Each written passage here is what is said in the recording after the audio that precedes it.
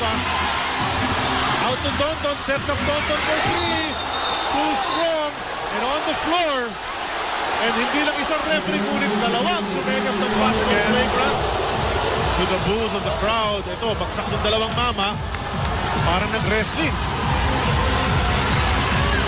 There was a takedown somewhere there. Ito, reverse angle. Drive. Bumagsak si Tenorio. Tapos ito na si Kagiwa at si Abueva. Kagiwa falling once again.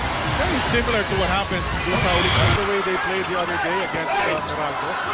At ito, very physical nga. Calvin Abueva, tatlong nakapula ang kalaban niya sa ilalim. Gawin mo na Ano ba nangyari? Ito, nahulog. Puro red shirts nakapaligid kay Calvin Abueva. Naupuan pang bola. Ano yun?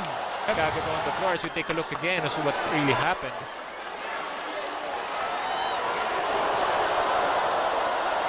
And yun na nga.